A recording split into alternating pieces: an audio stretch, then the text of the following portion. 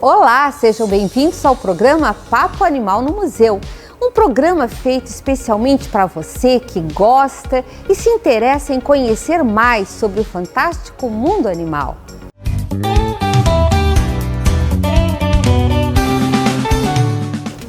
Elas são bonitas, delicadas e coloridas. As borboletas nos encantam e dão um toque todo especial a qualquer paisagem, não é mesmo? Mas você sabe qual é o tempo de vida de uma borboleta? Quantas espécies existem? E qual é o papel ecológico desses animais na natureza? Não? Então fique ligado, porque está no ar o programa Papo Animal no Museu para falar delas, as borboletas.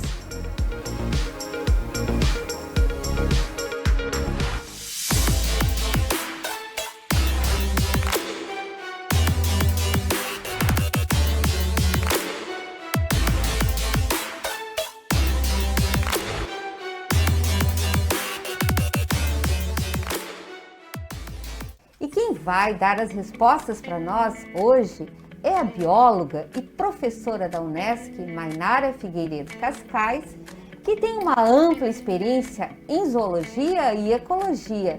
Seja muito bem-vinda, professora Mainara. Obrigada, professora Morgana. É um grande prazer receber no nosso programa. Igualmente, um prazer estar aqui no Papo Animal no Museu.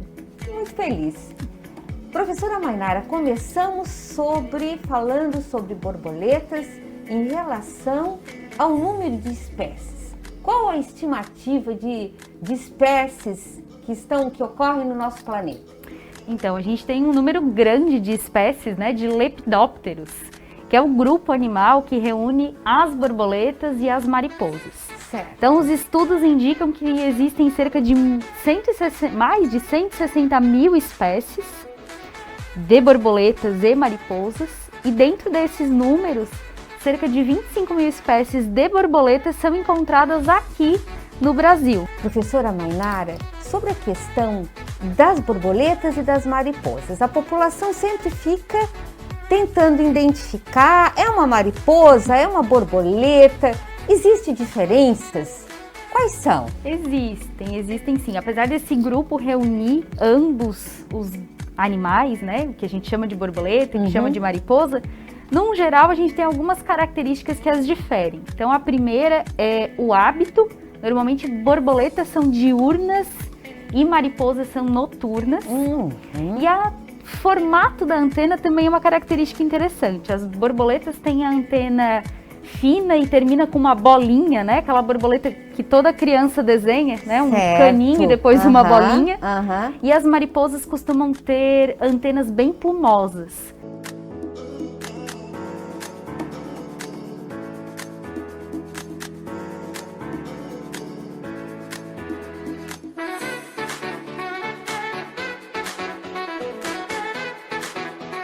Uma outra coisa também que nos chama a atenção com relação ao mundo das borboletas é que o termo borboleta a gente costuma chamar já para o animal adulto, Mas a gente sabe que as borboletas, elas têm um ciclo, elas têm fases de desenvolvimento, Seria possível falar para nós, professora Mainara, um pouco dessas fases e até um pouquinho relacionado ao tempo de duração que essas fases têm? Então, tudo começa, quando os adultos reproduzem e colocam os ovos. Esses ovos são dispostos normalmente nas folhas das plantas.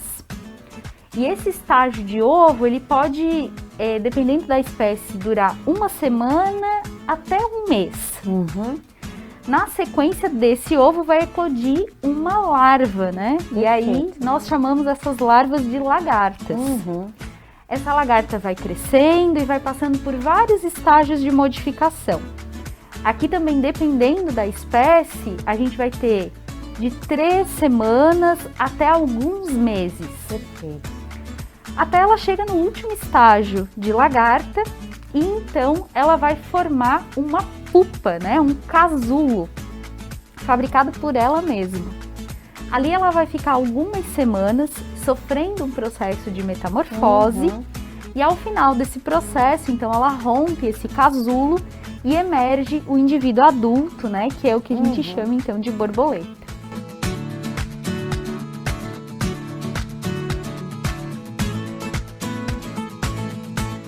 E aproveitando essa tua fala a respeito do desenvolvimento da vida desse inseto, nos chama a atenção a questão da fase da lagarta, né? Que é motivo, muitas vezes, de acidentes, né? Fala para nós um pouquinho, professora Mainara, a respeito de que tipo de lagarta nós teríamos no Brasil, reconhecidamente perigosa, vamos dizer assim, responsável por algum tipo de acidente. Isso. Nós temos sim, né? Usamos vários nomes populares para chamá-las, mas são duas grandes famílias, né? Que a gente diz que são famílias de importância médica. Então a gente tem a família Megalophygidae e também a família Saturnidae. As Megalophygidae são aquelas lagartas que normalmente a gente chama de lagarta peluda, taturana, bem popularmente conhecidas, né? As lagartas de fogo, as lagartas cachorrinho, né? Que elas realmente parecem ter pelos, né? Aqueles pelos maiores, eles não são tóxicos.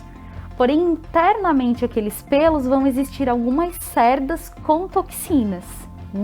Essas lagartas têm um hábito de viverem isoladas, né, nessa fase juvenil, mas causam uma série de acidentes. Normalmente a gente não percebe, né, a presença delas e às vezes está fazendo uma trilha, está em algum local, né, mais associado a ambientes livres, a ambientes mais abertos e acaba tocando nesses animais.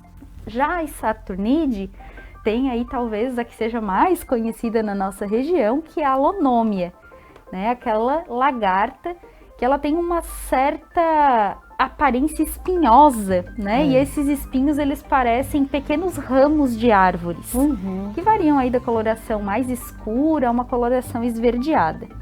Ela também vai ter o hábito, né? Aqui não tão solitário, viver um pouco mais agrupada, mas são extremamente perigosos. E é importante a gente lembrar, né, que em casos de acidente, né, quando a gente acaba encostando nesses animais, se for possível coletar o animal sem sofrer novos acidentes, é importante para que no hospital, né, na emergência, haja uma identificação correta do animal e sempre procurar auxílio médico, né? Então, isso é muito importante, né? Isso, sempre buscar um hospital o mais rápido possível, né? A gente tem quadros aí que podem se agravar em pouco tempo, então é sim muito importante buscar auxílio médico quando houver acidente com esses animais.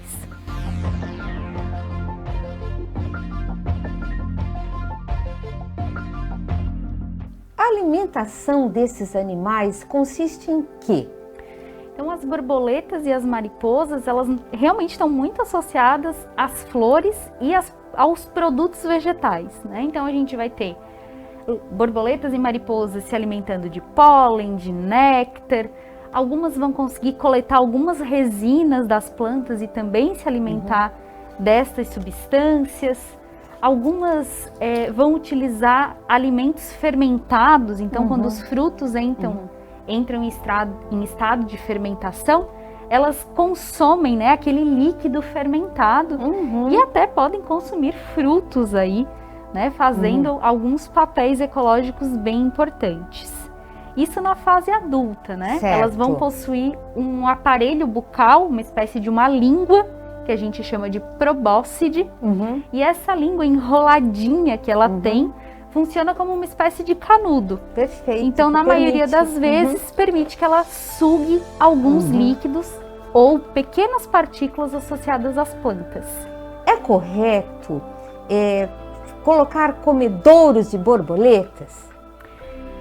A gente sente, né, uma necessidade de estar perto da natureza e como esse movimento, né, nos faz bem.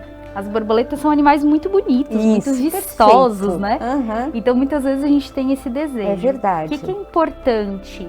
a gente cuidar com que tipo de alimento a gente vai fornecer. Isso, qual seria? Então seria, para as frugívoras, né, essas que se alimentam de frutos, é interessante dispor frutos em fermentação. Certo. Então aquela banana que já passou assim, né, já está muito madurinha, se a gente dispor num prato, né, ou num tablado, bem amassadinha, é muito possível que o cheiro da fermentação desse fruto chame a atenção dessas borboletas e mariposas. Outra coisa, né? Alimentos açucarados, líquidos açucarados, normalmente são bem interessantes, né? Para que ela possa conseguir energia para o seu voo.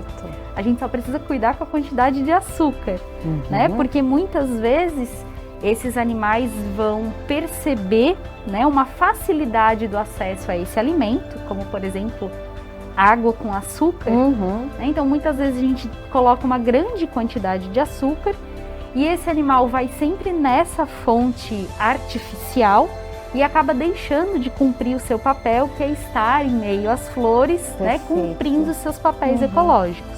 É importante manter as áreas verdes nas cidades, manter corredores entre essas áreas para que esses animais possam permanecer e contribuir para o equilíbrio desses ecossistemas. Perfeito, até porque esses animais estão intimamente relacionados com a presença de vegetação, né? Então é preciso, é um alerta para nós, né? Pequenos animais tão frágeis, mas indicando informações tão preciosas, né, para nós. Olha, professora Mainara, foram muito importantes, significativas, né, as suas respostas para essas curiosidades a respeito desse fantástico mundo dos insetos e mais focado especificamente a esses seres tão frágeis e tão belos, né, e que nos encantam, que são as borboletas. Eu tenho certeza que você gostou do nosso programa Papo Animal de hoje. E aí, você gostou do nosso Papo Animal de hoje? Você pode conhecer muito mais sobre a nossa fauna acessando a nossa playlist no YouTube. Espero você no nosso próximo programa Papo Animal no Museu.